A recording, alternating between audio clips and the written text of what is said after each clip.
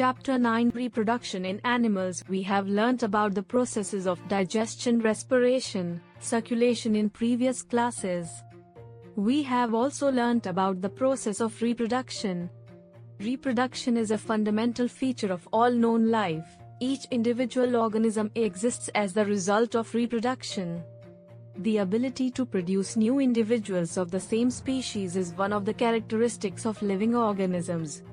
This process is known as reproduction. It ensures the continuity of life, unbroken from generation to generation. Modes of reproduction. Animals make use of a variety of modes of reproduction to produce their young ones. Try to name some of the young ones by completing table shown in examples at S number 1 and 5. You must have seen the young ones of various animals being born.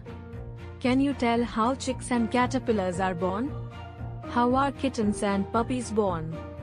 Do you think that these young ones looked the same before they were born as they do now? Just as in plants, there are two modes by which animals reproduce. These are 1. Sexual reproduction, and 2. Asexual reproduction.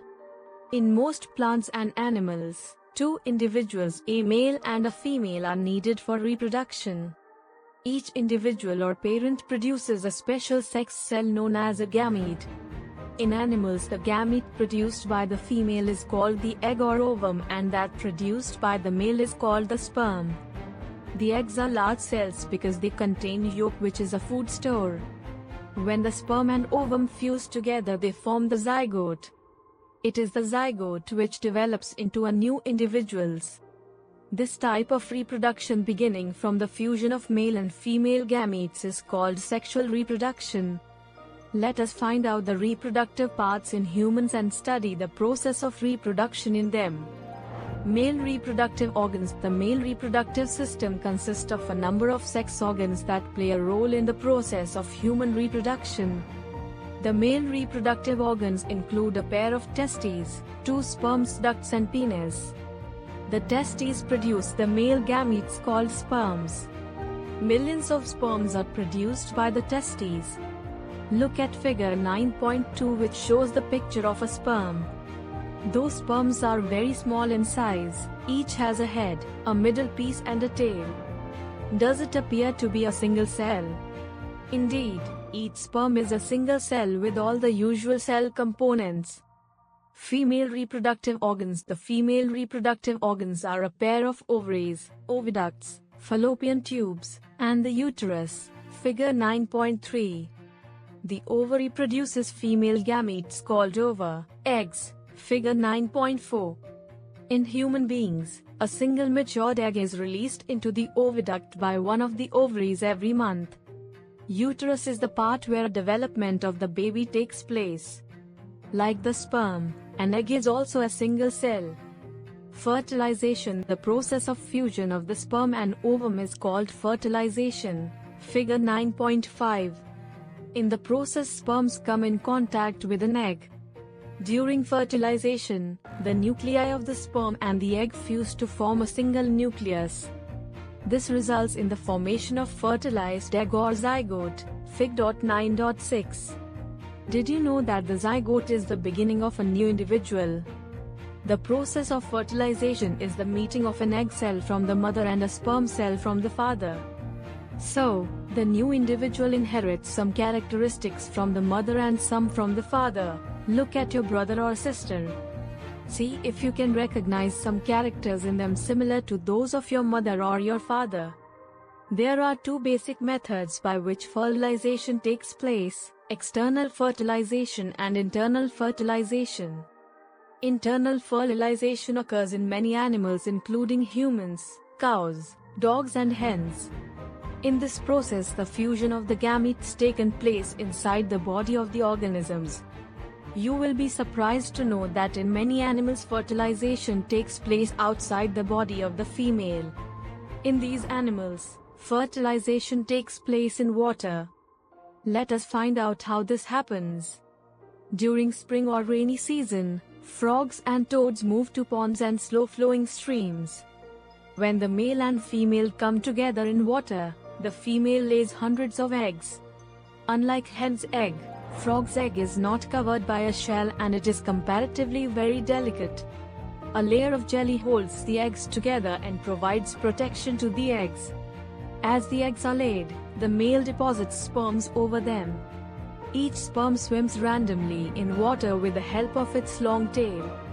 The sperms come in contact with the eggs. This results in fertilization. This type of fertilization, in which the fusion of a male and a female gamete takes place outside the body of the female, is called external fertilization.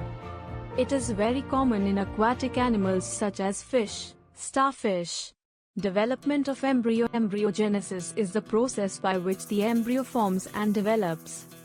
The zygote becomes a solid ball of cells. The cells then begin to form groups that develop into different tissues and organs of the body. This developing structure is termed an embryo. The embryo gets embedded in the wall of the uterus for further development. The embryo continues to develop in the uterus.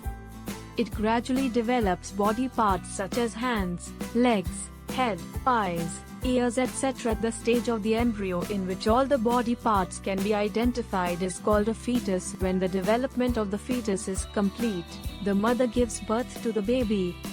Internal fertilization takes place in hens also.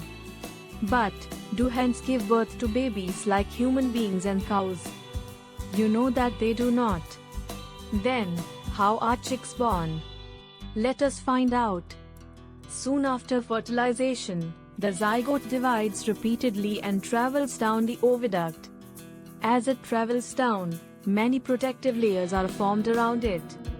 The hard shell that you see in a hen's egg is one such protective layer. After the hard shell is formed around the developing embryo, the hen finally lays the egg. The embryo takes about 3 weeks to develop into a chick. You must have seen the hen sitting on the eggs to provide sufficient warmth. Did you know that development of the chick takes place inside the eggshell during this period? After the chick is completely developed, it bursts open the eggshell. In animals which undergo external fertilization, development of the embryo takes place outside the female body. The embryos continue to grow within their egg coverings. After the embryos develop, the eggs hatch. You must have seen numerous tadpoles swimming in ponds and streams. Viviparous and oviparous animals. Viviparous are those who produce living young instead of eggs from within the body. Those animals which lay eggs are called oviparous animals. The following activity will help you understand better and differentiate between viviparous and oviparous animals. The eggs of a few animals are easy to collect because their mothers lay them outside their bodies. These are examples of oviparous animals. But you would not be able to collect the eggs of a dog, cow or cat. This is because they do not lay eggs. The mother gives birth to the young ones. These are examples of viviparous animals. Can you now give some more examples of viviparous and oviparous animals?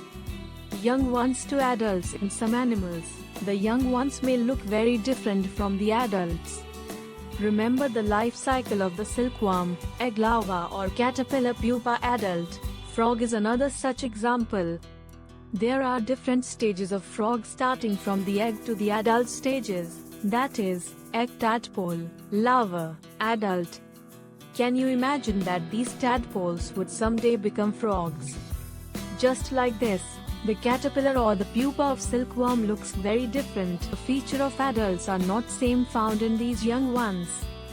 Then what happens to the tadpoles or caterpillars thereafter?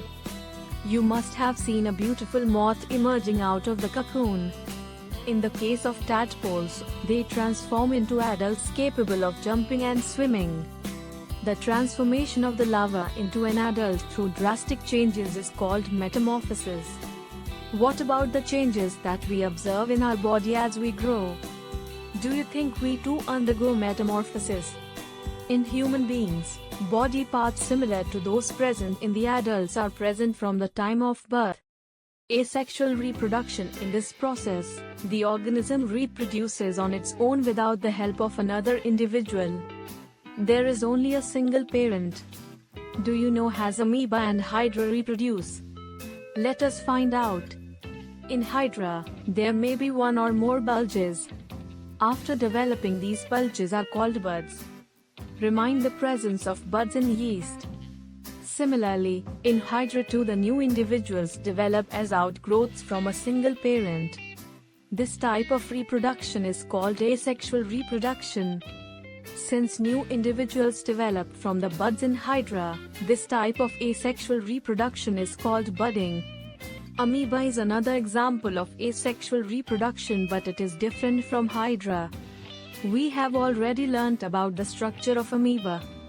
Now we will remind that amoeba is a single-celled organism, figure 9.12a. In this, the reproduction occurs by the division of its nuclei, Fig. 9.12b, into two nucleus. This is followed by division of its body into two, each part receiving a nucleus, Fig. 9.12c. In the end, two amoeba are produced from one parent amoeba, Fig. 9.12d. This type of asexual reproduction, in which an animal reproduces by dividing into two individuals, is called binary fission.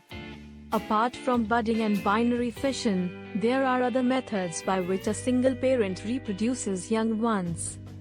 You will study about these in your higher classes. Story of Dolly. The sheep cloning is the process of producing genetically identical individuals of an organism, either naturally or artificially. In nature, many organisms produce clones through asexual reproduction. Dolly the sheep becomes first successfully cloned mammal. On this day in 1961, Dolly have been successfully cloned from an adult cell is born at the Roslin Institute in Scotland. During the cloning procedure of sheep, a cell was collected from the mammary gland of a Fernal Fin Dorset sheep. Similarly, an egg was obtained from a Scottish black-faced ewe. The nucleus was removed from the egg. Then, the nucleus of the mammary gland cell from the Fin Dorset sheep was inserted into the egg of the Scottish black-faced ewe whose nucleus had been removed. The egg which was produced implanted into Scottish black-faced ewe. Finally, the development of this egg followed normally and Dolly was born. Since the nucleus from the egg of the Scottish black-faced ewe was removed, Dolly did not show any character of the Scottish black-faced ewe. Dolly was a healthy clone of the Fin Dorset sheep and produced several offspring of her own through normal sexual means. Unfortunately, Dolly died on 14th of February 2003 due to a certain lung disease. Since Dolly, several attempts have been made to produce cloned mammals. However, many die before birth or die soon after birth. The cloned animals are many times found to be born with severe abnormalities.